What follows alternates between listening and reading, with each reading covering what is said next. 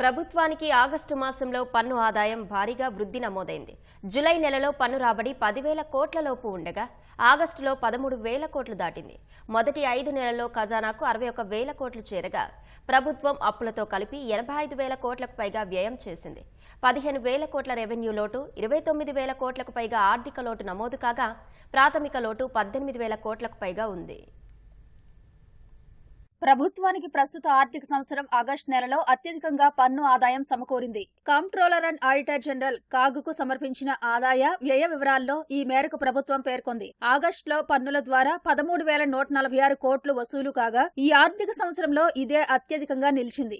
జూన్లో 12,190 కోట్లు, జులైలో 9,965 కోట్లు ఖజానాకు చేరాయి. జులైతో పోలిస్తే ఆగస్టులో ఆదాయం 30% పైగా పెరిగింది. ఈ ఆర్థిక సంవత్సరం మొదటి 5 నెలల్లో పన్ను ఆదాయం 57,772 కోట్లు కాగా బడ్జెట్ అంచనాతో పోలిస్తే 35% పైగా ఉంది. ఆగస్టు వరకు జీఎస్టీ ద్వారా 20,500 కోట్లు, స్టాంపులు రిజిస్ట్రేషన్ల ద్వారా 6,390 కోట్లు, అమ్మకం పన్ను ద్వారా 13,487 కోట్లు సమకూరాయి. ఆబ్కారీ శాఖ నుంచి 7,806 కోట్లు, కేంద్ర పన్నుల నుంచి 6,220 కోట్లొచ్చాయి. ఇతర పన్నుల ద్వారా 3,316 కోట్లు సమకూరగా పన్నేతర ఆదాయం 1,449 కోట్లు వచ్చింది. కేంద్రం నుంచి గ్రాంట్ల రూపంలో ఇప్పటి వరకు 2,447 కోట్లు వచ్చాయి. బడ్జెట్ లో అంచనా వేసిన 21,000 కోట్లలో పోలిస్తే వచ్చిన మొత్తం 11%. బడ్జెట్ లో 2,21,242 కోట్ల రెవెన్యూ అంచనా వేయగా 5 నెలల్లో 28% అంటే